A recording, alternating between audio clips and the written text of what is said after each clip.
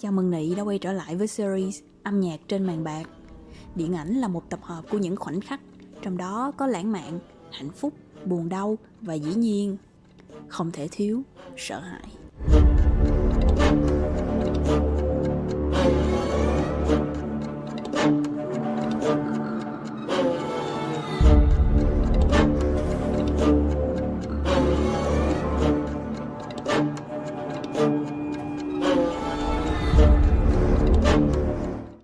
Sử dụng âm nhạc để tăng kịch tính cho câu chuyện không còn là một thủ pháp xa lạ gì. Để hiểu tầm quan trọng của âm nhạc trong phim kinh dị, mình hãy xem thử một đoạn phim kinh dị sử dụng sai nhạc thì sẽ ra sao nha. Shit!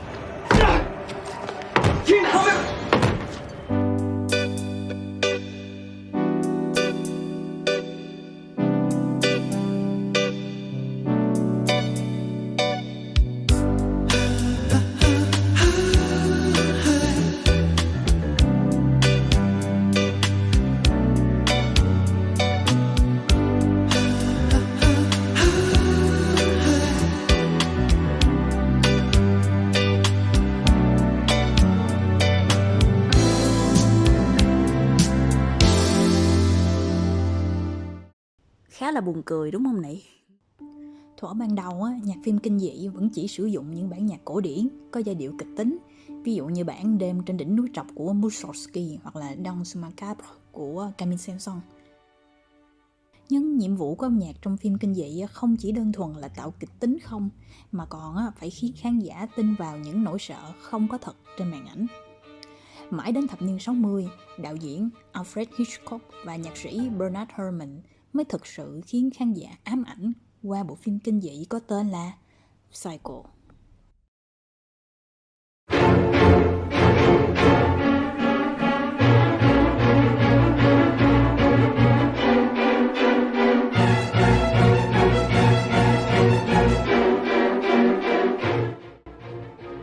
Psycho là một bộ phim tạo ra bước ngoặt cho dòng phim kinh dị. Thì trong bộ phim này, Hitchcock đã sử dụng một kỹ thuật gọi là jump scare, tức là có một thứ gì đó tự nhiên nhảy ra làm mình giật mình. Để làm cho những cái màn jump scare này đáng sợ hơn, Herrmann đã sử dụng một kỹ thuật tên là stinger chord, tức là hợp âm nghịch tai vang lên cùng lúc với màn jump scare.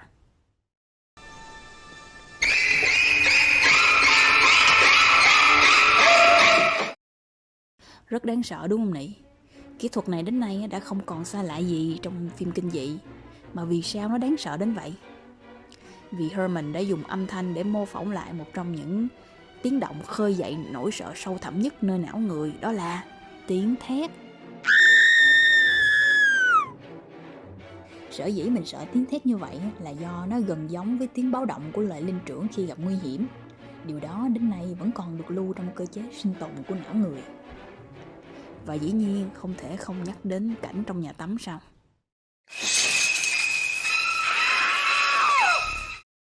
Herrmann đã sử dụng tiếng đàn violon với kỹ thuật glissando, nghĩa là tay trái sẽ chạy dọc cần đàn liên tục để tạo ra một âm thanh cực kỳ khó chịu, tương tự như một tiếng thét kéo dài.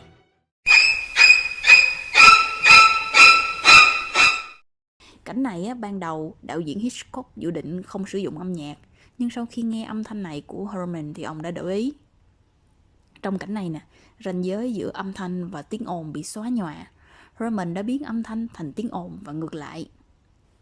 Thì sau Herrmann, một nhạc sĩ khác là Krzysztof Penderecki cũng khiến khán giả trên toàn thế giới ám ảnh với bộ phim The Exorcist.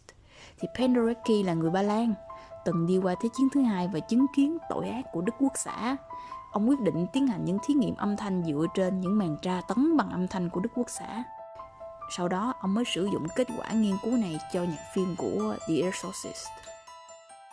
Thì kỹ thuật này có tên là tone cluster, là một cụm âm với các nốt cách nhau nửa cung, ví dụ fa thăng, son thăng là một cụm. Nghe cực kỳ khó chịu đúng không Nị? Thì với những hợp âm này Penderecki phát triển thêm một cái kỹ thuật khác gọi là sound mask, là một tổ hợp âm thanh. Tức là mình không cần quan tâm đến từng nốt nhạc nữa, mà chỉ quan tâm đến tổng thể của tổ hợp này thôi. Ví dụ như vậy. và ông cũng áp dụng những kỹ thuật này cho bộ phim The Shining.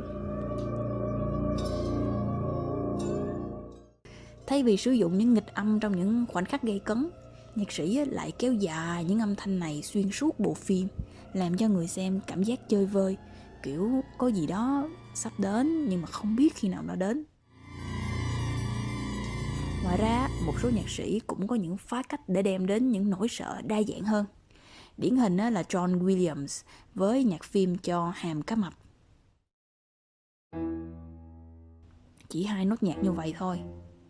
Còn cá mập càng tới gần thì tốc độ của 2 nốt này nó sẽ tăng dần lên.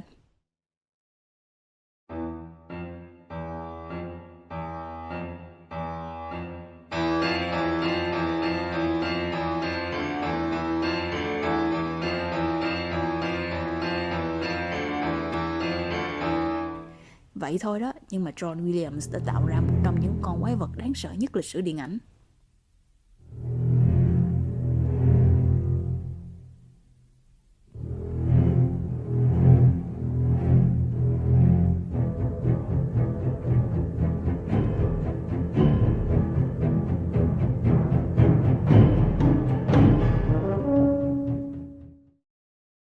Một ví dụ khác là Ennio Morricone với nhạc phim mô tả tiếng nhịp tim trong The Thing.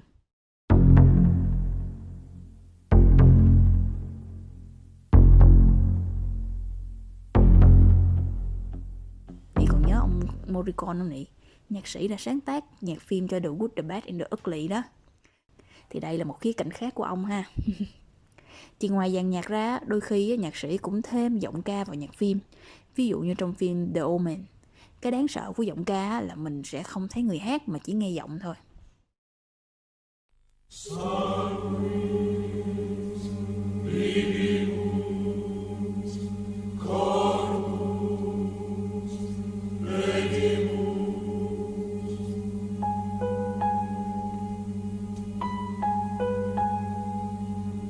Thì nhạc sĩ Jerry Goldsmith là người sáng tác nhạc phim gọi đây là giai điệu đến từ địa ngục.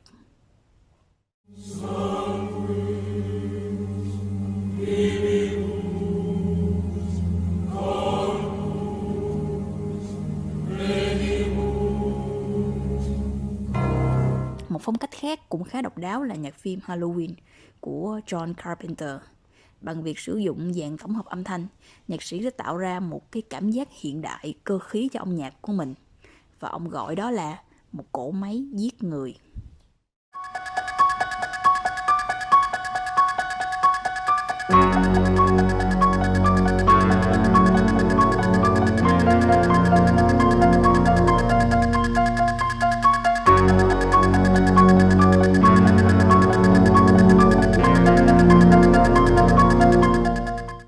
Cũng không hẳn là khi nào nhạc phim kinh dị cũng khó nghe. Một vài bộ phim thậm chí còn sử dụng những bản nhạc thiếu nhi hoặc thánh ca để tạo sự tương phản với nội dung phim. Điển hình như bản Dies Irae mà mình đã tìm hiểu ở bài trước nè.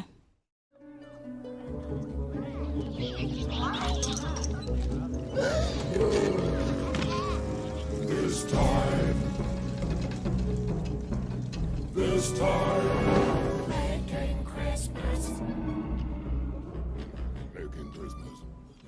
Hoặc một phim khác là Midsommar với những cảnh kinh dị diễn ra dưới ánh sáng ban ngày trong một khung cảnh tuyệt đẹp và trên nền những bản dân ca nhẹ nhàng nhưng lại mang lại một cảm giác vô cùng bất an. Nó đẩy mình tới một cái nỗi sợ rất thật rằng cái ác không nhất thiết phải diễn ra vào ban đêm.